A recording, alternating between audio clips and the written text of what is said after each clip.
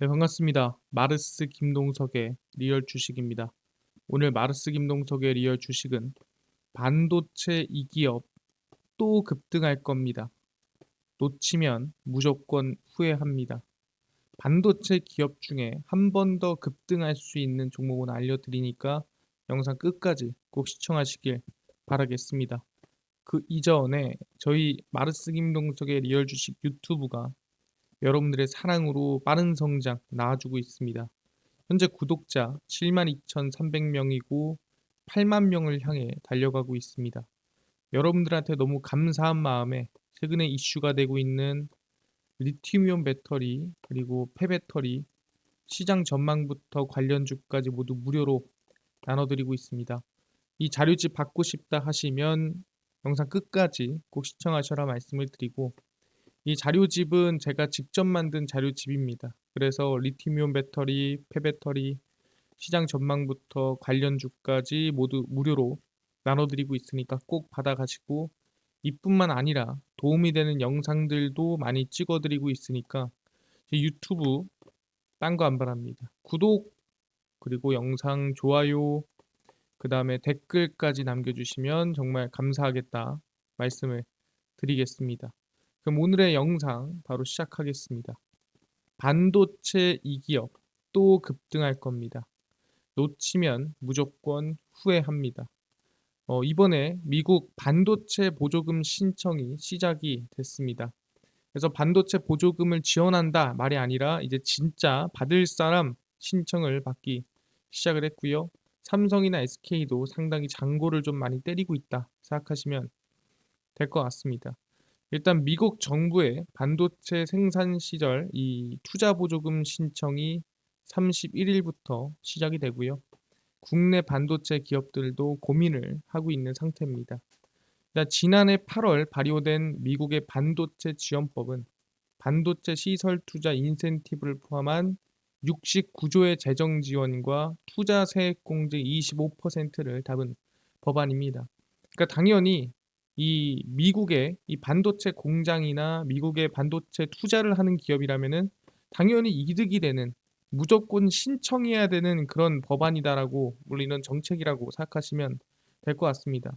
근데 왜 고민을 하느냐라고 한다면 뭐 여러 가지 이유가 있겠지만, 보조금을 받은 기업은 향후 10년 동안 중국 등에서 반도체 생산 시설을 5% 이상 확정할 수 없고요. 1억 3천만 이상 이 투자 제한이 걸립니다. 그래서 미국의 반도체 생산 시설 이 보조금을 받게 되면은 결국에는 중국으로 진출이 안 된다. 이제 중국 공장은 지금으로 끝이다라고 생각하시면 될 것 같습니다. 그래서 결국에는 이 반도체 이 지원 보조금 신청 이 법안 같은 경우에도 결국엔 중국 제재를 위해서 시행하는 법안이다라고 생각하시면 될 것 같고요. 그래서 실제로 이 법안에 따라서 정말 미국과 함께 같은 방향으로 나아가는 일본입니다. 일본도 중국 규제에 동참을 했습니다. 그래서 일본도 미국 손잡고 중국 반도체 규제에 동참을 합니다. 일본 정부는 첨단 반도체 관련 물품 수출의 경제 산업상의 허가가 필요한 품목을 확대하기 위해 관련 법률 하위 규정이 개정이 됩니다. 그러니까 이 첨단 반도체 관련 부품 수출 관련해서 좀 더 한번 이 기준을 확실하게 하고, 그 기준에 따라서 좀 허가를 조금 이 허들을 좀 높이자. 그래서 그 허들을 누구 대상으로 높이냐 나오진 않았거든요. 근데 아마 그 허들 대상이 중국일 가능성이 높다라고 예상을 하는 거죠. 그래서 일본 정부는 의견 수렴 절차를 거쳐 5월에 개정된 규정을 공포하고 7월부터 규제를 시행할 방침입니다. 그래서 일본 정부는 중국을 언급하진 않았습니다. 허가 필요한 품목을 확대할 거다. 그러니까 허가에 대한 허들을 높일 거다라고 했는데, 그 대상은 없지만 미국이 주도하는 중국에 대한 반도체 규제에 발맞춘 것이라고 분석이 되는 거고, 그러니까 일본도 결국엔 중국을 규제한다라고 생각하시면 될 것 같습니다. 왜냐하면 미국은 이미 일본과 네덜란드의 이 대중 반도체 장비 수출 규제에 동참할 것을 요청해 왔고, 네덜란드는 초순 이 반도체 기술 수출 통제 강화에 발표를 했고요. 그래서 네덜란드는 이미 중국 나아가는 반도체 거의 절반 정도가 줄었습니다. 그래서 네덜란드 ASML 같은 기업은 중국에 수출을 아예 하질 않아요. 그러다 보니까 일본도 동참했다라고 생각하시면 될 것 같습니다. 근데 궁금한 게 있습니다. 2차 전지 규제하는 거야. 오케이, 이해를 했다. 근데 반도체까지 왜 이렇게 중국을 견제를 하느냐? 이게 상당히 중요한 거 아니겠습니까? 그래서 미국이 왜 이렇게 중국을 반도체까지 견제를 하느냐라고 한다면 이것 때문이죠. 중국이 반도체 1위가 될 것으로 전망이 되는 거죠. 중국의 첨단 반도체 생산 능력이 2026년 세계 1위 한국을 제칠 것으로 전망이 됩니다. 중국이 미국의 견제를 뚫고 4년 내 반도체 생산 능력 점유율 1위에 오를 것이라는 분석이 제기되고 있고요. 중국은 미국 수출 통제 속에서도 첨단 노드의 300mm, 그러니까 이 300mm라는 게 우리가 흔히 12인치 웨이퍼 공정이라 생각하시면 될 것 같습니다. 그래서 반도체 생산 공장 생산 능력 확장을 위해 정부 투자가 집중이 될 것이다. 그래서 이 정부 투자에 따라서 충분히 이 중국의 반도체 생산량이 늘어날 거다라고 전망이 되는 거고요. 전 세계 2023년, 2026년간 이 전 세계 82개 새로운 12인치 300mm 웨이퍼 공장이 가동할 전망인데 그 중에 중국이 점유율 25%까지 확장을 해서 월 240만 장 수준으로 전 세계 1위를 달성할 것으로 전망이 되고 있습니다. 그러니까 결국에는 뭐다? 중국이 좀 빠르게 성장할 것으로 전망이 되다 보니까 그러니까 미국이 견제를 좀 강하게 할 수밖에 없는 거예요. 이 눈꼴 실인 거죠. 2차 전지도 계속 올라와. 반도체도 이제 곧 올라와. 그러니까 올라오기 전에 싹을 잘라버리는 거죠. 왜? 이번 2차 전지도 올라올 때 지금 싹을 자르려고 준비를 하고 있죠. 어떻게 하고 있습니까? 다들 아는 겁니다. 당연히 IRA입니다. IRA로 일단 첫 번째 싹을 잘랐죠. 미국의 전기차 보조금 세부 지침이 31일에 발표가 됩니다. 아까 반도체 지원금도 31일부터 받고 있죠. 근데 세부 규정도 31일에 발표가 됩니다. 미국 재무부가 오는 31일 IRA 인플레이션 감축법의 전기차 세제 혜택 세부 지침과 관련해 발표할 예정입니다. 북미에서 최종 조립된 전기차에만 세액 공제 방식으로 보조금을 지급하도록 제정이 돼 있는 상태고요. 그러니까 미국에서만 조립해라. 다른 나라에서 조립한 전기차는 보조금 안 준다. 이 소리입니다.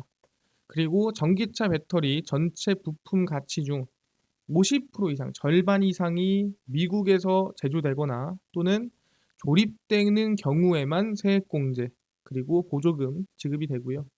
근데 이게 50% 고정이 아닙니다. 2019년, 2029년까지 조금씩 올려서 최대 얼마? 100%까지 단계적 상승을 만들 겁니다. 그러니까 배터리 모든 부품이 북미에서 제조되거나 북미에서 조립된 것만 써야 되는 거예요. 결국엔. 그래서 이 법안이 결국에 뭐라고 했습니까? 31일에 세부 지침 발표되고 IRA가 이제 진짜 시행되고 하는 이유가 뭐라고요? 중국 배터리 부품 쓰지 못하게 하는 법안이라는 거예요. 결국에는 IRA가 뭐다? 중국을 견제하는 법안이다. 그러니까 애초부터 계속 중국을 견제하는 법안들이 이어오고 있다라는 거예요. 그러니까 뭐 있습니까? 방금 전에 미국에서 반도체 규제를 때리니까 누가 따라했어요? 네, 일본이 야 나도 그럼 중국 규제할게라고 하면서 따라했습니다. 마찬가지예요. 미국에서 IRA로 중국 2차 전지 규제를 때리니까 야 너도 같이 해라고 해서 마치 일본처럼 같이 한 나라가 있습니다. 그게 어디냐면은 EU죠. 유럽연합입니다. CRMA라고 하고요. 유럽판 인플레이션 감축법이에요. 말이 좋아서 자국 내 뭐 원료라든가 자국 내에서 의존도를 줄이자라는 얘기인데 결론적으로는 뭐냐? 중국산 원자재 의존도를 낮추고 유럽 중심의 공급망을 구축하기 위한 핵심 원자재법입니다. 그게 CRMA라고 생각하시면 될 것 같고요. 2030년까지 제3국의 그러니까 삼국이라는 게 지금 뭐 정확히 어디다라고 하지 않지만 그냥 중국이라고 생각하시면 됩니다. 원자재 의존도를 전체 소비량의 65% 미만으로 낮추는 것이 목표입니다. CRMA의 궁극적인 목적은 공급망에서 제3국 누구? 중국을 배제하는 것이에요. 결국에는 중국을 없애기 위해서, 중국을 거의 왕따시키기 위해서, 중국의 2차 전지, 중국의 부품을 유럽에서 제하기 위해서 만들어낸 법안이고요. 역내 재련과 정제를 40%까지 확대할 것으로 전망이 되고 있습니다. 그래서 중국산 배터리 원료를 들여오지 않으면서 오히려 대한민국 기업들이 좀 수혜를 입고 있는 것도 뭐 없지 않아 있다라는 거죠. 그러다 보니까 이번 2차 전지 IRA 그리고 CRMA에서 사실상 오히려 대한민국이 좀 반사이익을 받았습니다. 마찬가지로 미국 반도체 지원법도 중국을 견제하는 법안이면 이 반도체 관련해서도 대한민국이 좀 반사이익을 좀 받을 수 있지 않겠느냐라고 기대를 하는 건데 중요한 건 뭐냐? 아니 그것만으로도 성장이 된다고? 이건 너무 부족한 거 아니야? 라고 하지만 지금이 시기적으로도 성장 시기다라고 얘기를 하는 겁니다. 어떻게 그걸 알 수 있냐? 우리 삼성전자를 보면 알 수가 있습니다. 이건데요. 삼성전자가 상승 직전이라는 이유입니다. 사면 이후에 과거 이 고 이건희 회장님이 이 사면이 될 때마다 생산 설비 투자가 조 단위로 증액이 됐다라는 거죠. 과거 고 이건희 회장은 1997년과 2009년 사실상 타이밍만 봐도 누가 봐도 이 위기가 왔을 때입니다. 이때는 IMF라는 위기가 왔었고요. 이때는 리먼 브라더스 서브프라임 모기지 사태라는 이 경제 위기가 왔을 때입니다. 그래서 이 위기가 두 번 왔을 때 사면을 받았다라는 건 뭐냐면 우리를 살려줄 건 삼성전자밖에 없어라고 하면서 사면을 해준 거죠. 그래서 1997년과 2009년 두 차례 사면을 받았으며 사면 이후 대규모 설비 투자 및 실적 성장이 이어졌습니다. 그러니까 야 지금 돈 좀 풀고 지금 경제 좀 살려보자 라고 하면서 사면을 시켜주고 돈을 무지막지하게 풀었다라는 거죠.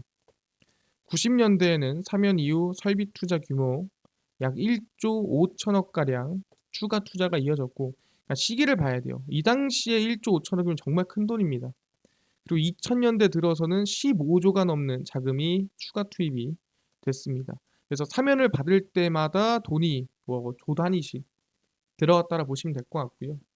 2009년 배임과 조세 포탈죄로 징역 3년, 집행유예 5년 이후 경기 실질적인 침체가 이어지면서 사실상 영업 손실이 나기 시작했고요. 2009년에는 설비 투자가 마이너스 40% 떨어지면서 하락세가 이어졌습니다. 아, 이거 좀 문제가 있다. 그러니까 이렇게 회장님의 이 뭔가 이 문제가 생긴다, 사법 리스크가 생긴다라고 한다면 삼성전자의 투자도 줄어들고 삼성전자 주가도 하락하고 적자도 나고 이런다라는 거예요. 근데 그 이후에 2010년 3월 경영 일선에 복귀를 하자마자 자동차용 전지, 바이오 제약 등에 23조 3천억 원을 투자하면서 대규모 투자한 발표를 했죠. 그러면서 주가가 또 쭉 올라갑니다. 근데 이게 사실상 좀 타이밍적으로 위험하고 힘들 때마다 사면을 시켜주고 투자를 이끌어낸다라고 보시면 될 것 같아요. 근데 그게 또 언제냐라고 한다면 그게 바로 지금이다라고 얘기를 하는 겁니다. 삼성전자 지속 성장 전망 이어지고 있고요. 일단 목표가 상향이 지속적으로 이어지고 있습니다. 과거 고 이건희 회장님이 사면을 받는 것처럼 이번에 이재용 회장이 복권으로 다시 회장님으로 오셨죠. 그렇기 때문에 지금 삼성전자 M&A도 적극적으로 하고 있고요. 투자 같은 경우에도 뭐 300조 이상 적극적인 투자를 하겠다. 지금 미국 진출도 하고 있고 테일러시 공장 올해 안에 완공되고요. 적극적인 투자 때문에 성장 전망이 이어지고 있다라는 거예요. 과거 고 이건희 회장이 사면될 때마다 투자액을 늘리고 기업이 성장하는 것처럼 아마 이번 이재용 회장이 복권되고 사법 리스크가 해소가 되면서 마찬가지로 이 성장세가 좀 가속화되지 않겠느냐 기대해 볼 수가 있다라는 거죠. 그래서 1분기 매출액이 67조 220억 원으로 전분기 대비 4.9% 매출액이 줄어들 것으로 추정이 되고요. 영업이익은 작년 4분기 대비 94% 감소 전망입니다. 그러니까 정말 많이 줄어들었죠. 그래서 당분간 반도체 업종의 영업 적자가 지속될 것으로 전망이 되지만 하반기로 갈수록 성장이다. 그러니까 뭔 소리냐? 더 이상 빠질 데가 없다는 소리입니다. 그러니까 최악의 위기는 뭐다? 최고의 호재다. 왜? 더 이상 나빠질 게 없기 때문에 저희는 최악의 악재를 최고의 호재라 부릅니다. 경쟁사들의 보수적인 투자 및 실적 전망으로 업황 바닥에 대한 인식 확산 및 하반기 실적 성장 전망입니다. 그래서 상반기가 최저점이고 하반기로 갈수록 결국엔 성장한다.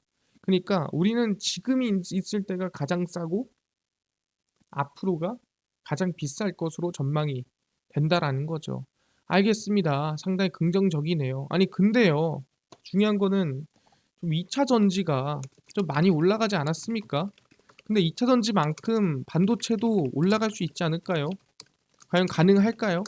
라고 물어볼 수도 있습니다. 이거에 대해서 제가 좀 비교해 볼 수 있는 자료를 가지고 왔습니다. 보시면은 이제 2차 전지와 반도체의 비교고요.